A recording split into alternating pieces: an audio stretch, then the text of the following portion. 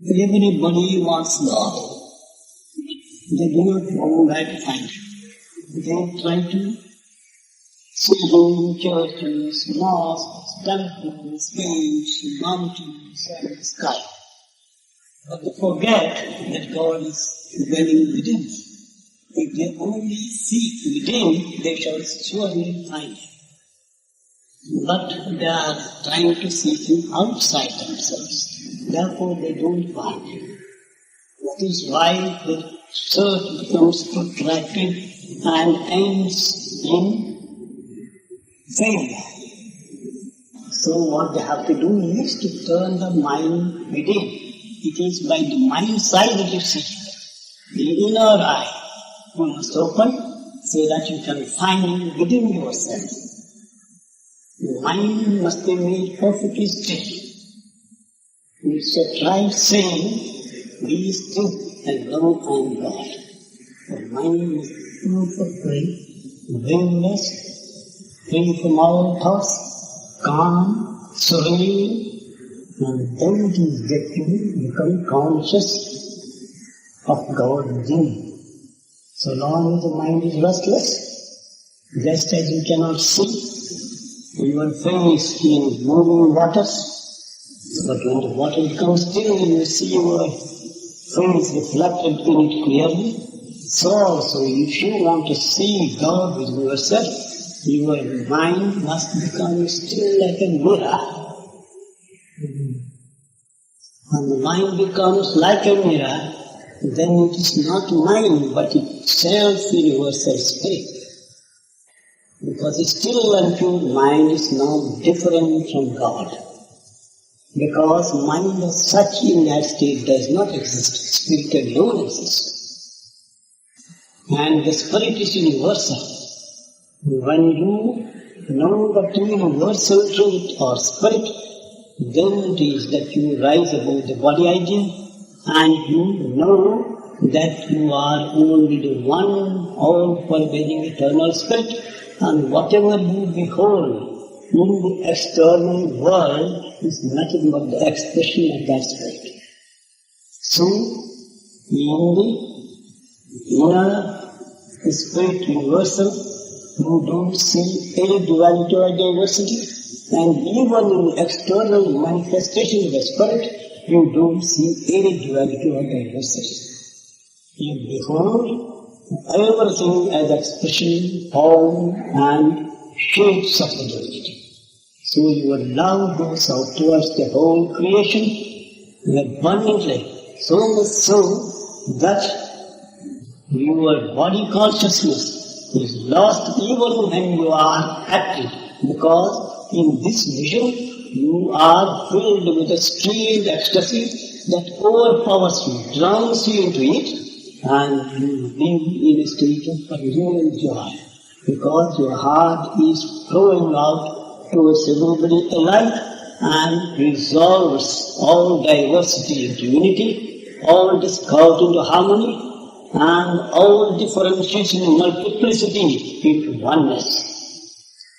In this ineffable vision and experience, you feel you are the very embodiment of the divine. Your heart is perfectly pure.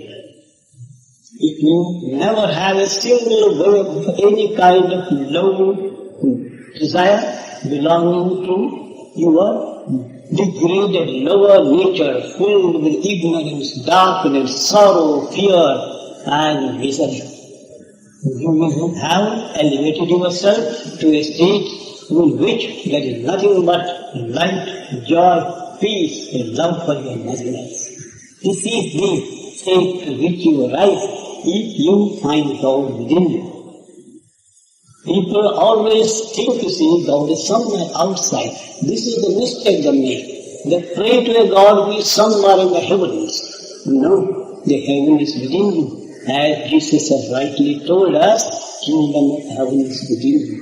This is the great secret He taught His disciples when He moved with them.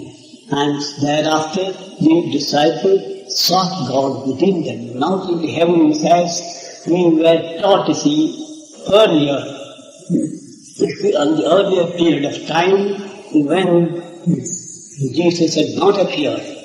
Even in India, you will find people are searching for him outside. It appears a devotee was told to seek God in the places of pilgrimage, shrines and temples, and he wandered all over India, visited all the temples, saw all the images in the temples, bathed in sacred rivers, but he could not find God. Then it was in a state of despair that he sat on a stone, reflecting within himself that his life has been wasted and he could not find God.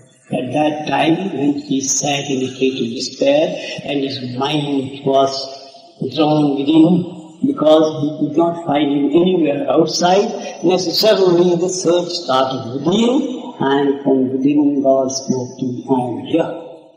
Then he found him. So our search outside must cease, and then our mind will go within, and that mind will become one with the mind within us, with the result that we will become conscious of him, and we will know him, feel him, and find him, and thereafter we will be always in his presence, in union with him, and enjoy eternal bliss and peace. This is the quest of man. Man wants happiness and peace. He can find that happiness, peace only in God and nowhere else. We are trying to find it in so many objects outside, and we think by enjoying the object, by possessing and having them, we will be happy. But we know from experience that is not the case. We cannot find happiness by the contact of objects outside us. And the joy that we get, even small joy from them, they are so flickering, so transitory, so unreal, that the moment you get, they disappear. Just like a flickering light in the gloom of darkness, and that also when it goes out, it gleams like thing, but that's not the real thing that we should after. It is the below the mist, it is like the mirage. You run out of the mirage thinking there's water, but there's no water. So the objects in the senses do not give us a real happiness. This is known to everybody. There is dissatisfaction, discontent, restlessness always in our hearts. There is no peace, no calm, no serenity, no joy. This joy and this serenity and peace can come to us only when we tune our life to the eternal life of God. For the external objects which are perishable are capable of being, because in their very nature they are perishable. On the perishable you cannot expect everlasting peace and joy. You can get everlasting peace and joy only when you commune with the everlasting and joy, everlasting peace. That is not it. Unless we turn our mind within, vision within, so we cannot find it. This is the secret which has been taught to us not merely by Jesus Christ, but by all the great incarnations and sages, saints of the world. They say don't seek him outside if he is within you. But people don't understand. They think they can get from outside. Alright, we search outside. You will know that by searching outside you cannot get. When you get tired and disgusted with the search, then you will come there. And the saint who have realized this truth is bringing into our ears always. You see, you find it within. Know thyself. It's within you I dwell. I am seated in the hearts of all beings in the world. I am pervading everywhere.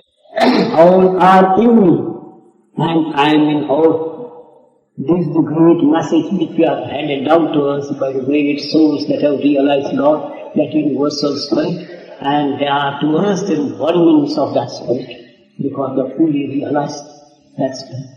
They are permeating through and through the love, joy, bliss and grace of that spirit.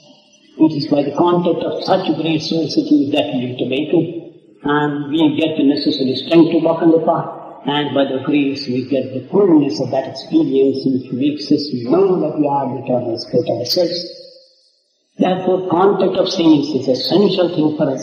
Without that, we cannot progress on the path, we cannot even step on the path. Because God in a person cannot have any relationship with us. God in the person has a relationship. And God in the person is He who has realized the impersonal.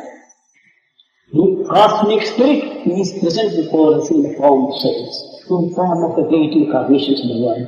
Their grace must pour into us, then only we get awakened, and then we progress in the path, and we reach the end of our journey, spiritual journey, God realization.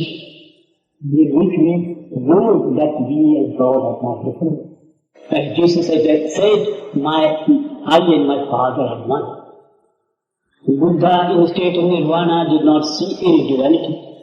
And all desires became extinct in him, and he rose above the body consciousness. He merged himself into an universal consciousness in which there is no duality. And he did not attempt to describe what that impersonal is, because it's simply inexpressible. He said in his characteristic words, translated by Edwin Arnold, do not dip this stream of thought into the unfathomable. He who questions us, he who answers us. So in that realm of the all-pervading spirit, you cannot remain alone and separate from it. You must merge yourself in it. You will little self, you dissolve in the universal self. There, what is and what is not, you cannot comprehend, because you have risen beyond the range of the intellect, beyond the range of thought, beyond the range of emotions. So you cannot, but you can realize, or you can express, you can realize that those who have realized it are the embodiments of that supreme reality, concretized expression of that supreme reality. If we contact them through their grace, through the love that comes to us, pouring into us through them, we get awakened. And that contact itself elevates us. It is said by a saint in India, in one of his songs, when you contact a saint, he leaves you like himself. Very touch, contact, sight of him is sufficient. You are at once made into his likeness. Another example is given in the forest. You will find there are so many sandalwood trees.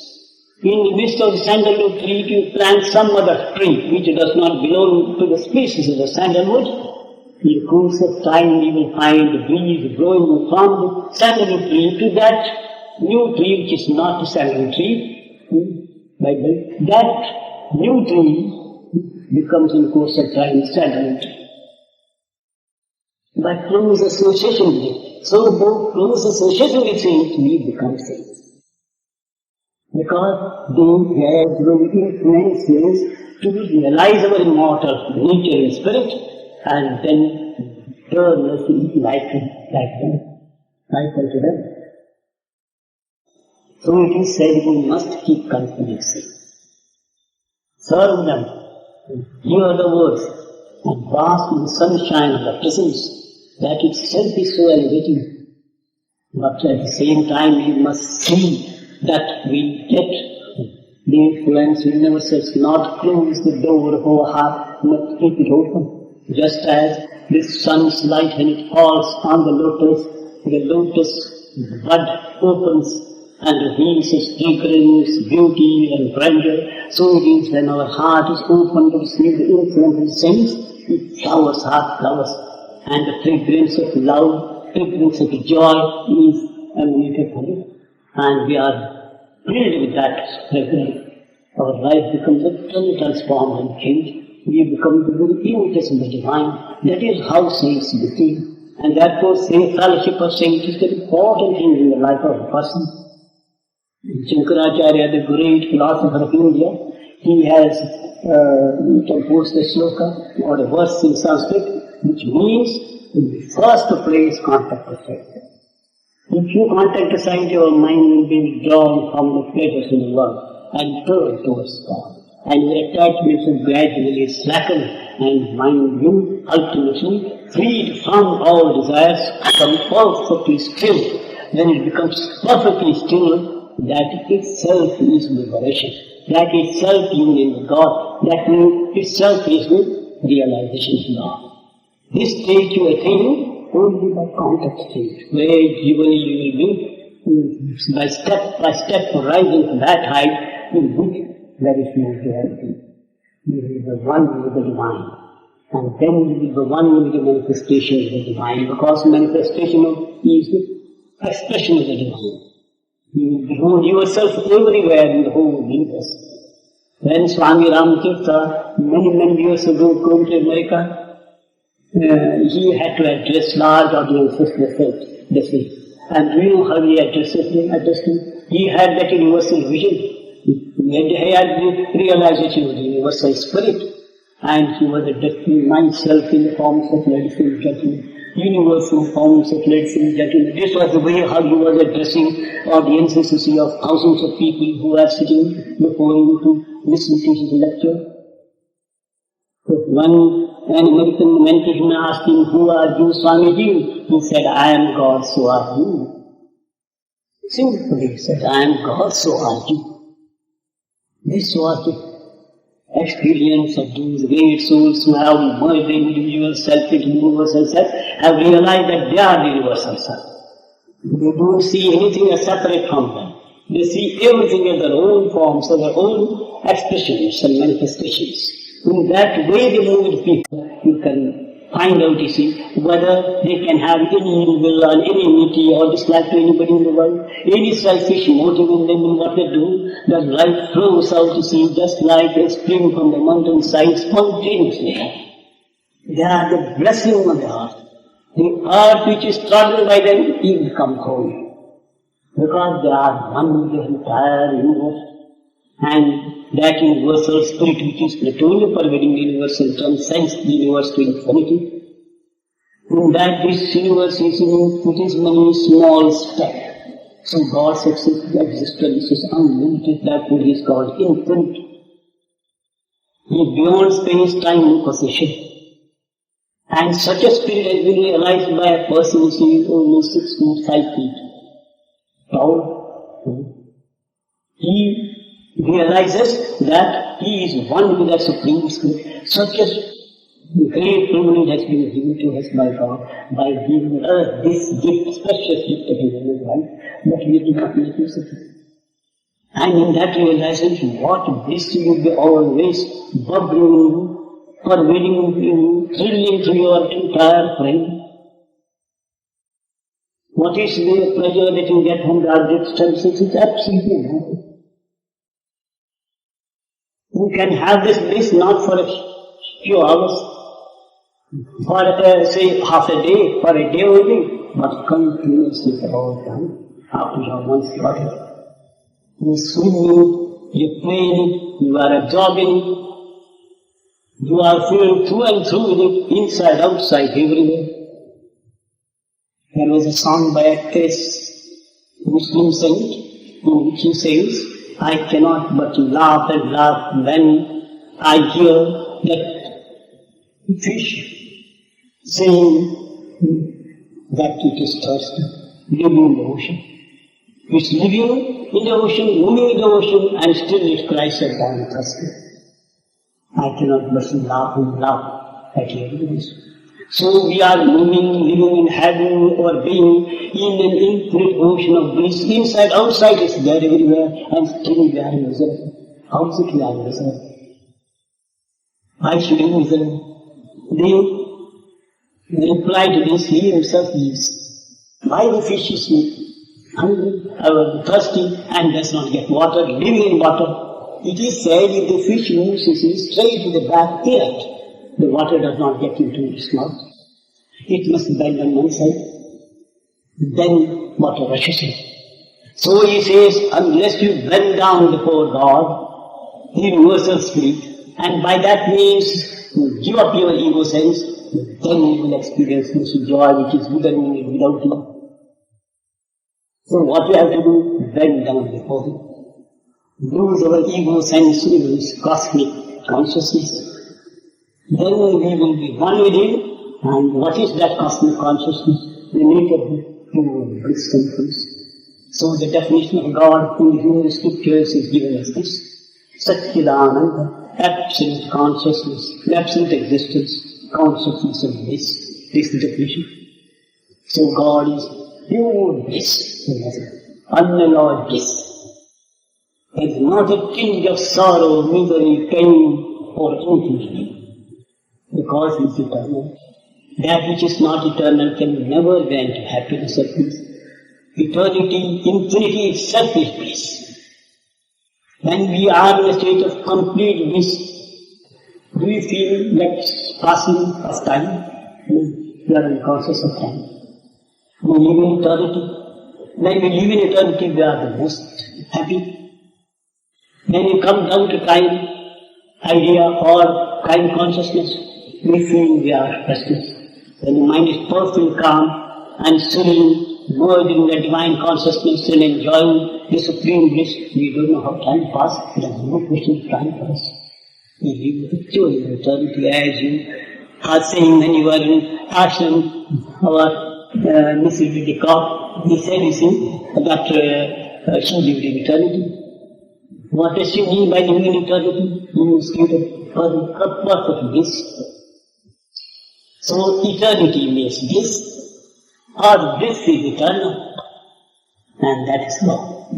We are here to get that bliss. When we are blissful within, we wish no harm to anyone. We are harming others, trying to exploit others, trying to do harm, to evil to others, because we are discontented in heart. The happy man is the most generous man. Supposing a man wants a job from a big boss, say a big man, who can take him in employment. He goes there and asks this man who is the secretary or somebody who is working under him, has your master taken his food? He says, why do you ask? I want to talk to him, I want a job from him. Why do you want him to take food before you see him? And after food he will be in a happy mood, he will grant his wish. If he is hungry, he will he will take no job at all. Because he is not content with it. So happy man is generous. When you become the happiest man, is the most generous. You will try your best to make all others happy like yourself. And whatever you work for, and whatever you get from that work, you will give away as a contribution towards the happiness of the world. You will be the most liberal, most generous-hearted man, and love necessarily will flow out of you towards everybody. It's automatically, because the bliss which you are enjoying, you cannot continue with such overflows. How can it overflow in acts of lovely service towards everybody? You cannot bear to see suffering others. Happy man cannot be, he wants to see them also happy. If his happiness consists in getting food, giving food, which can make him happy. If he is without clothes, give him some clothes and make him happy. Some way you feel like making everybody happy because you have found happiness. A miserable man, unhappy man cannot give happiness to others. It is said, when a man laughs, the whole world laughs with him. If a man weeps, he weeps alone, nobody goes to him. Because everybody wants happiness, everybody wants to laugh. So laugh yourself by finding that perennial source of joy in yourself and making everybody happy. So God has described or defined as supreme happiness, supreme bliss, supreme peace. So long as we have this ego, we can never be happy. We must share this by surrender of self to Him. By meditating on Him, identify ourselves with Him. Making the mind perfectly still. And do all actions in His name for His sake. And keep on Him always in our thoughts. By that way, you see, we can do away with this ego. Ego is false, there's only God.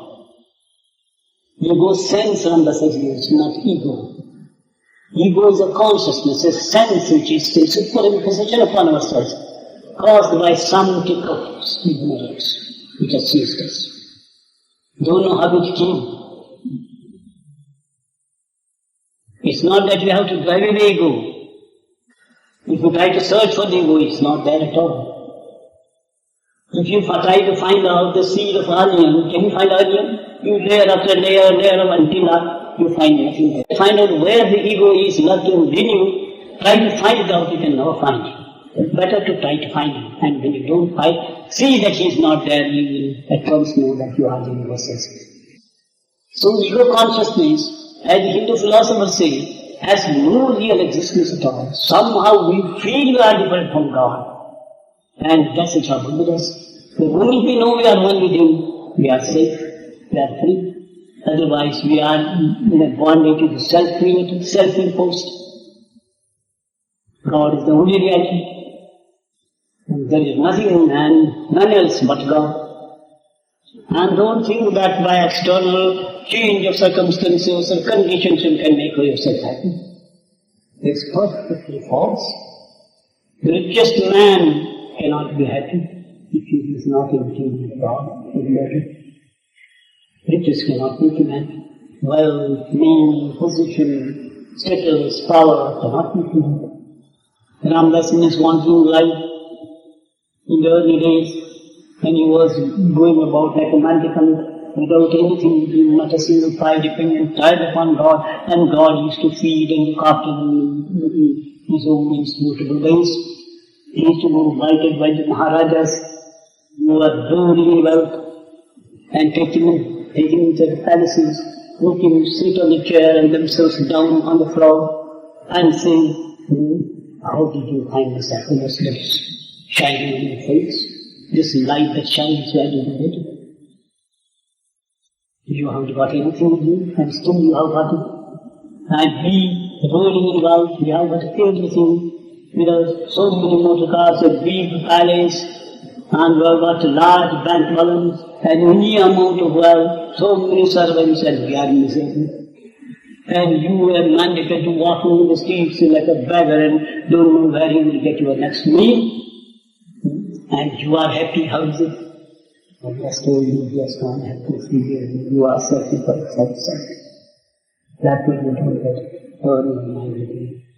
Then you will find an ocean of deep relation. Then that, and so look at the difference between Ramdas and that Maharaja, outward. That shows outer conditions are not responsible for inward happiness. Happiness and misery are states of one, attitudes of one. You think this is for your happiness, for my happiness, you will be happy. This is for misery, you are miserable. When you have seen God within yourself, found God within yourself who is eternal happiness, then you don't care what your external condition is. Therefore, in the Bhagavad Gita, there is one shloka, which is Sammadukka Sukha Swastaha Samalotashmakantana. In that state, pleasure and pain will be the same to you, and a lump of earth and a bar of gold will be the same to you, because you are not attraction for one and distaste for another. Because you are ever fixed in that eternal state. You don't care if what happens to you from outside. Success and failure will be the same to you, gain and loss will be the same to you, honor and dishonor, praise and blame, all will be the same to you. You remain unaffected because your heart is ever filled with that divine bliss which is eternal. How you got this? He says, at the very source, you have uprooted the cause which is responsible for your that ego. Ego has disappeared. Then every situation with God sees you makes you happy and not at all. Because you do not depend upon external conditions for happiness. Man depends on external conditions. Still he does not get happiness. He thinks by having certain circumstances arranged in a particular way, secured in a particular manner, he will be happy, and he does it, he does not find happiness. A poor man thinks he will be happy if he has got plenty of wealth, just plenty of wealth income. Uneasy lies the head that wears a crown. Crown is there, but the head is lying on the pillow, is full of prayers inside. Happy man is he whose mind is always attuned to the divine life and divine strength. He is a really happy man in the world, we could not know. Still they are craving so for so many things. They are not satisfied with what they get. They want more. Happy man is he whose mind is always attuned to the divine life and divine strength. He is a really happy man in the world, we could not know. Still they are feeling so for so many things. They are not satisfied with what they get. They want more. And when they get more, they still want more. If they lose it, then again they are unhappy. And so in all sides, you see, we are made a life full of unhappiness, full of misery, pain, care, sorrows, anxieties and fears. They beset us at every moment of life. We are caught in this wheel of time. As this philosopher has rightly said, we are sitting on the rim of the wheel of time, forgetting there is an axle. Altogether, if we go to the axle, then we are at rest, because axle does not move. The rim moves. So what he says is, be at axle and still move on the rim. This is life. Don't forget the axle. Axle is unmoved, and the wheel is moving, the rim is moving. So you can be at both places at the same time. So in the Bhagavad Gita they said in Karma Yoga, do karma, do action as if you have not done action. Be steadfastly fixed in this highest consciousness in universal reality, and then do actions in the world. And actions will be done in a spirit, in such a spirit as if you have not done any action. There is spontaneous outflow of the energy, divine energy in you, to be flowing out for the good of everyone. Without you being conscious that you are doing good things. If anybody asks you, you have done so much good, I have not done anything. He is right when he says he has not done anything. Because inwardly he has not done anything. Outwardly he seems to have done anything. And if he uses some of the expression, he says, I have not done anything, God did everything. I am here mission in his hands, and he made me do it by his power. I am talking, walking, and doing everything. He is guiding me all along. It is by his will. The thing is done, so don't praise me. If you want to praise anybody, praise him. Glorify God. That's what he says. Because he knows thoroughly well that he is not the actor. God in him is the actor. He is the doer. He is only a vehicle. And the ultimate analysis says the vehicle also is he. Not only the doer is he, but the instrument is also he. When Ramdas entered on this path many years ago, as willed by the divine, he was feeling that he was separate from God. And he was praying to him, to take him to him, so that he can get absorbed into this all-pervading and all-transcendent way. But gradually light dawned on him that the difference between him and God is not that tall. And then he whispered into Ramdas' ears, you call yourself my servant, you no longer my servant, you and I are one. Because he caused this ego to disappear completely. His grace descended in such abundance, with such a powerful force that the ego disappeared. Just as at this appearance of light, you see, darkness disappears. And so continuous thought of him inside, the heart removed or tired this, removed totally this ego sense. And he felt this again, that's the thing they have wanted. For realizing God, seeing God, you are not to go anywhere. It's not a particular place, it's in a particular time that it can have. At all times and all places can have him, because he dwells everywhere. He is the all-pervading spirit. He is now here with us. You can feel him. You can conscious of him. You recognize his presence everywhere about us. This much we can do. That's only struggling to purify the mind. But they don't get everything in yourself. Because the ego is taking a struggle. The struggle does not lead us far. We don't achieve anything.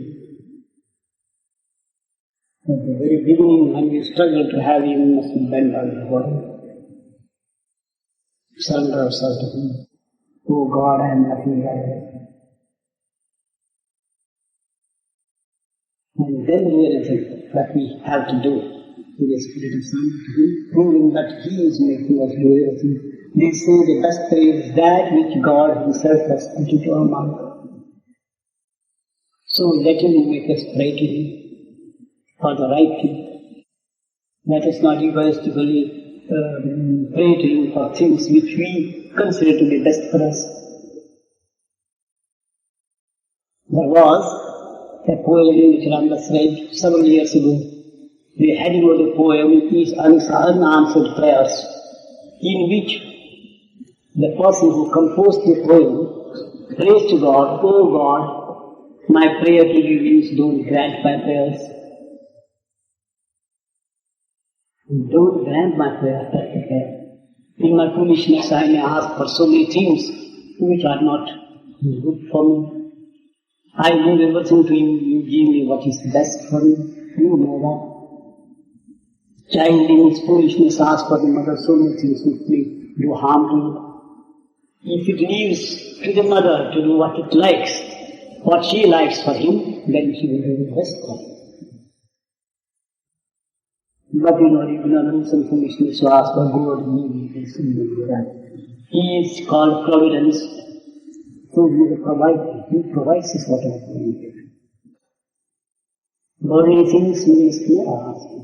Natural things we never ask Him.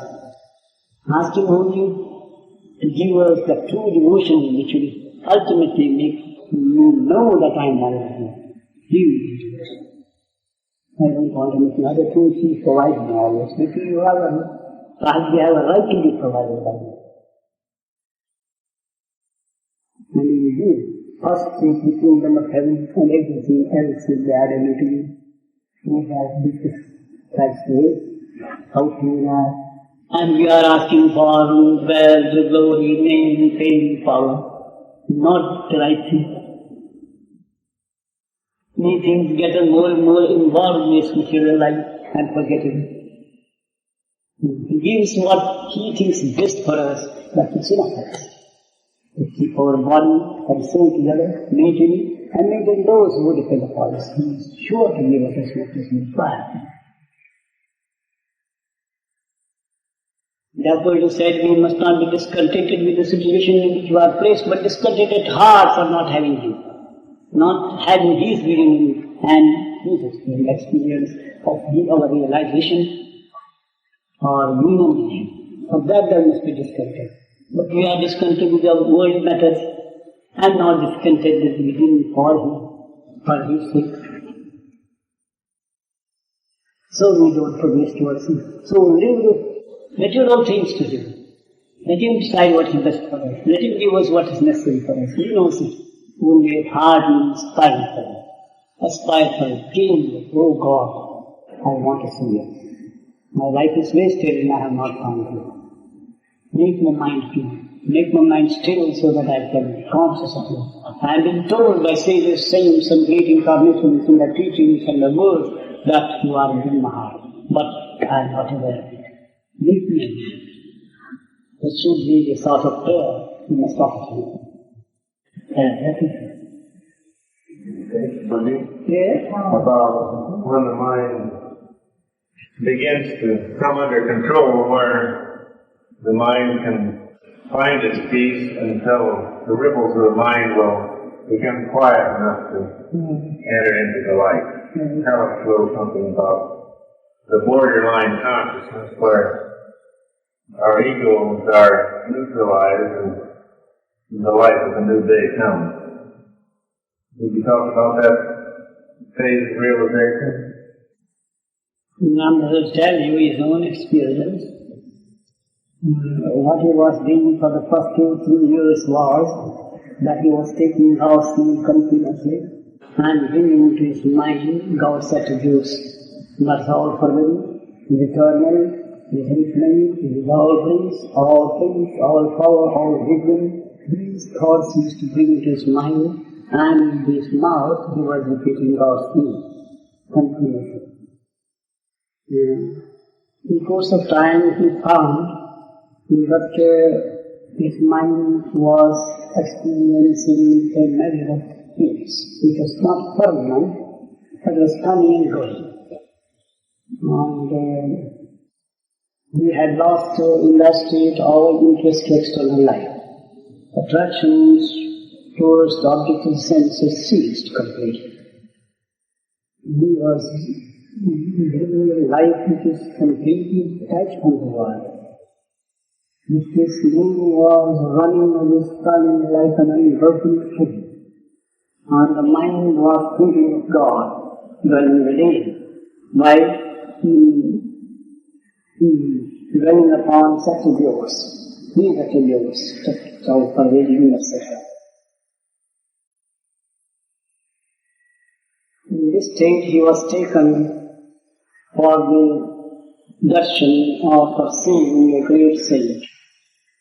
And Ramdas went to him and asked him for his ways, and nothing else. He looked into Ramdas' aside and poured something into him.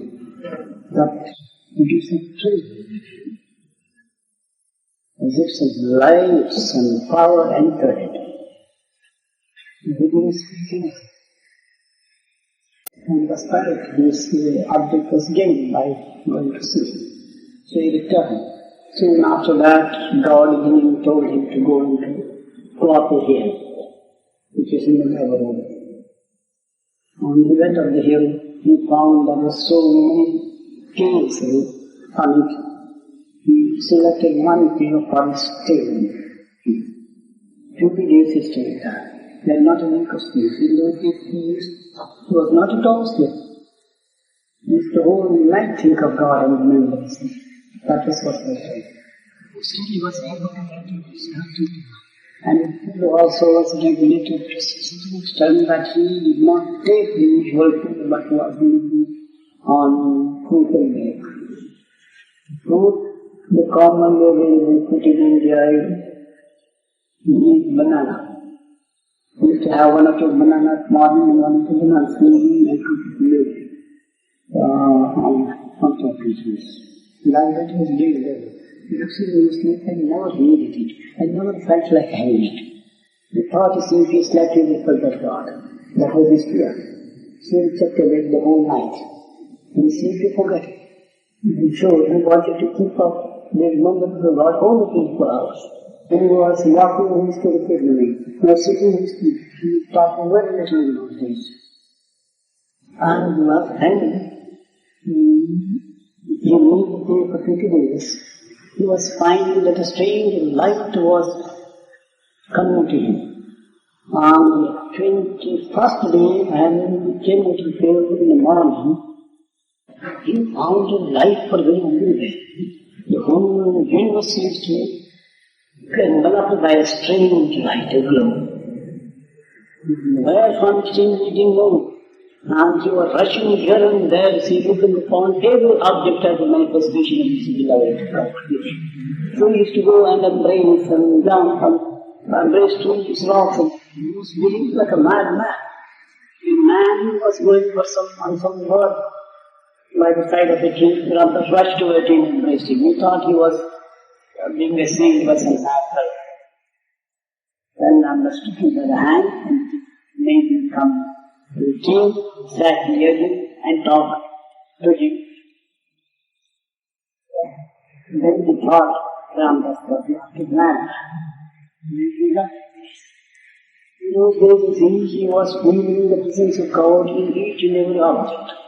When he was taking his food he was taking in this manner. In the morning he would go for alms at houses and receive in a small pot of aluminium.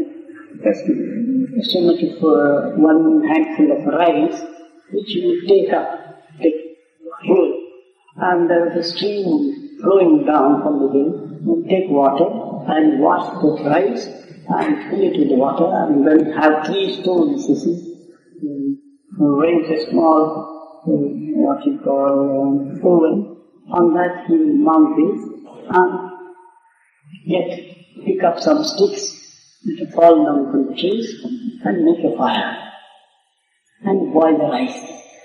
When it's perfectly boiled, you will have it poured or put over some leaves which you will pick and then stick them into the patravali, what they call it, a leafy plate.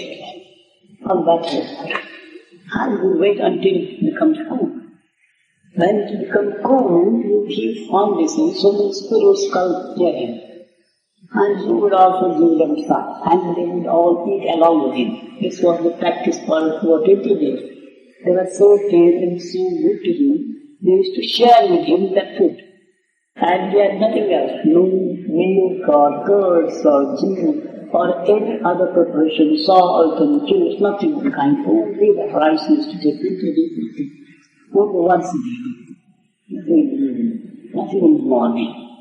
And that he was there from this diet. He was there, and the 21st day his whole body was full of the light in the whole universe, feeling the light, and everybody appeared to him in the manifestation of God. This was the state that he came to. Before that, he used to get glimpses of the light. Mind used to be calm and sweet, free from all attractions towards the world and worldly objects, and those lacking desires and passions, lust, greed and all, they had gradually disappeared. They had a hold on him in the early stages, and he was feeling very restless. They lost the hold of him because God's grace began to pour in, so to say, with such force, there is no room for any desire to be in the mind. The mind was getting pure and pure by continuous remembrance of God. That's the only way by which you can bring out the hidden God through Him and free your mind, your senses, your body, all through. This is possible only not by any other exercise or anything. You cannot control the mind. Mind is always trying to catch you while you are trying to catch it. It doesn't want to lose its hold on you. Only way you substitute in your mind for the desires that are the thought of God, the radiance and light of God, by constant remembrance and meditation of Him, so that the indwelling God can pour Himself out and fill your mind, then there is the very thought of the worldly things. If you are filled with ecstasy, and this is to feel that in that way seems to wander all over India, without anything within God, in mysterious way protected in every place. God within and God without. Without God, without is in human beings. Human beings are the form of God. You say this is God, that is God, everything is God.